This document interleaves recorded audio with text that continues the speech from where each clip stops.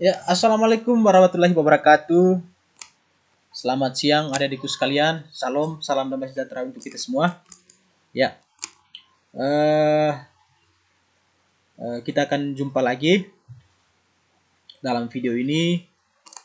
Ini merupakan video pada pertemuan keempat. Kita membahas mengenai penulisan surat laporan dan memo. Ya, adik-adikku sekalian. Sekali lagi saya sampaikan, ini merupakan video singkat, video pembelajaran untuk adik, untuk memudahkan kalian untuk belajar, karena terus terang dunia kita sekarang masih dalam keadaan duka dengan keberadaan penyakit COVID-19. Jadi kita dibatasi, ruang gerak kita dibatasi, tetapi hal ini tidak mematah semangat kita untuk belajar. Untuk itulah saya sebagai pembawa materi komunikasi bisnis membuat video pembelajaran seperti ini. Ya. Kita mulai, adik-adikku sekalian. Penulisan surat laporan dan memo. Nah, dalam pertemuan ini ada 4 pokok pembahasan yang kita bahas. Yang pertama mengenai gaya penulisan bisnis. Terus yang kedua surat bisnis atau business letters. Terus yang ketiga laporan bisnis. Dan yang keempat memo atau sering dibilang memorandum. Kita bahas poin yang pertama. Gaya penulisan bisnis. Ya, gaya bicara, teks, menulis adalah kombinasi dari bahasa tertentu yang berarti seseorang mengekspresikan pemikirannya secara lisan atau tertulis. Nah, strategi dalam penulisan bisnis ada 3. Yang pertama, pembukaan langsung dan tidak langsung. Terus yang kedua, menambah penekanan. Terus yang ketiga, kalimat aktif versus kalimat pasif. Nah, surat bisnis atau business letters. Nah, pengertian surat bisnis, business letters adalah surat yang digunakan orang atau organisasi untuk menyampaikan informasi tertulis dalam kaitannya dengan penyelenggaraan kegiatan bisnis. Nah, di sini ada beberapa fungsi surat bisnis. Nah, fungsi yang pertama adalah sebagai wakil atau duta bagi pengirim surat. Nah, dalam kaitannya dengan dunia bisnis, surat bisnis berfungsi sebagai membawa pesan-pesan bisnis dari pengirim pesan kepada pihak lain. Nah, terus yang kedua, alat bukti tertulis. Nah, misalnya surat perjanjian jual beli, ya, surat perintah kerja, surat kerja, surat kerjasama, surat bukti tanda terima dan faktur. Terus fungsi yang ketiga yaitu alat untuk menyampaikan pemberitahuan. Nah, pemberitahuan atau permohonan buat pikiran atau gagasan yang berkaitan dengan masalah-masalah bisnis. Terus fungsi yang keempat adalah alat untuk mengingat misalnya surat-surat bisnis yang diarsipkan ketika dibutuhkan dapat melihat atau dicek kembali untuk mengingat berbagai kegiatan yang telah dilakukan di masa lalu atau sebelumnya. Nah, fungsi yang kelima sebagai bukti sejarah atau histori. Nah, misalnya surat-surat izin pendirian usaha, surat kepalitan usaha, surat penggabungan usaha atau merger. Nah, fungsi yang keenam sebagai pedoman kerja. Misalnya surat keputusan dan surat perintah instruksi kerja. Terus fungsi yang ketujuh sebagai media promosi bagi pengirim surat dalam perkembangannya. Surat bisnis dapat digunakan oleh si pengirim surat untuk mempromosikan perusahaan termasuk produk-produk yang dihasilkan kepada pihak lain, baik program baik perseorangan maupun interaksi atau perusahaan atau instansi atau perusahaan. Kita masuk pada pokok pembahasan yang berikut mengenai laporan bisnis atau business report. Ya.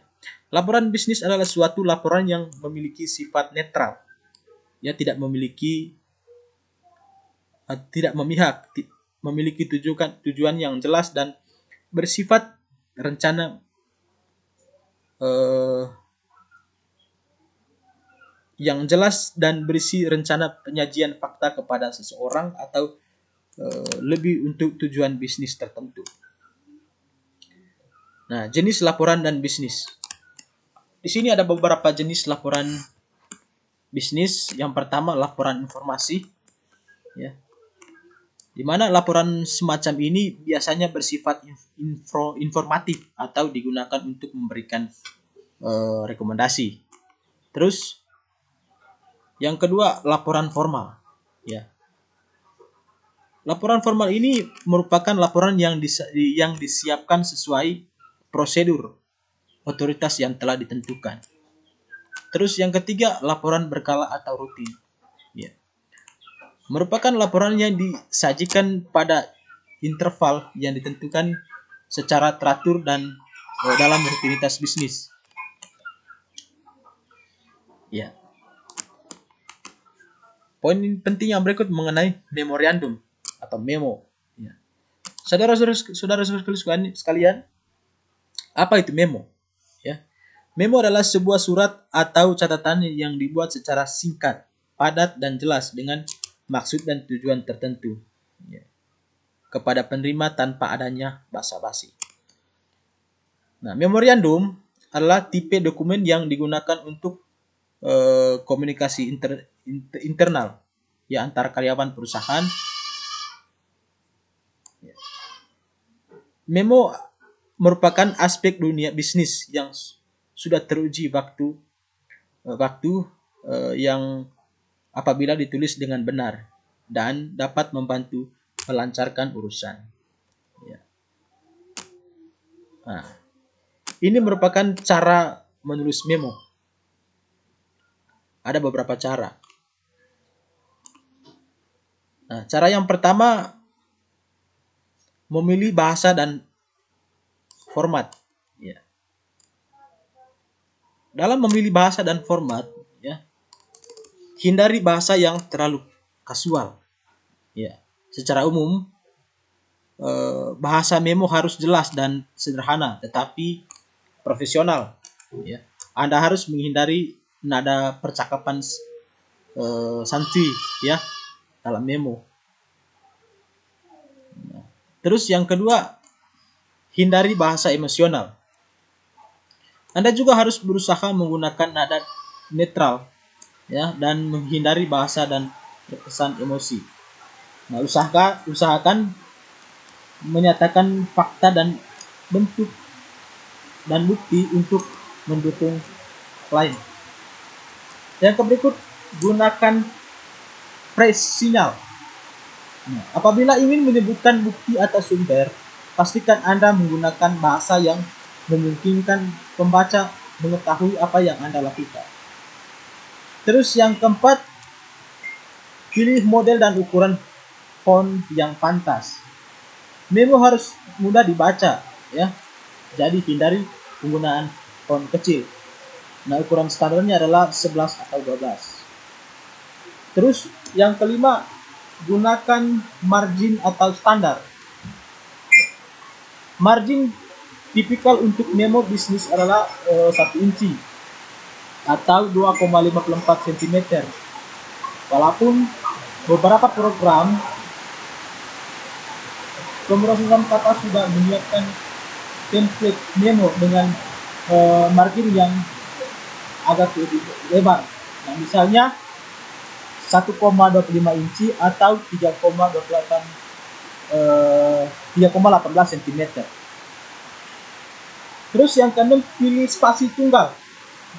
Memo bisnis biasanya tidak menggunakan spasi ganda, ya, supaya halaman memo tidak hanya pertimbangkan spasi tunggal, tetapi tambahkan ruang di antara paragraf atau bagian. Oke, adik-adikku sekalian, dalam video ini itu saja hal yang kita bahas, ya. Kita jumpa lagi dalam video selanjutnya mengenai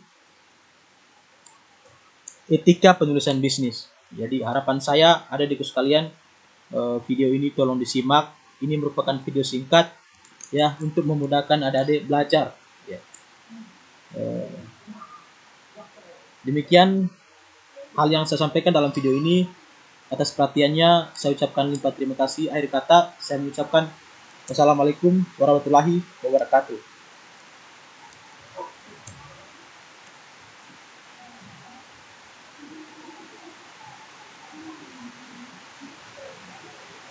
Ini dulu.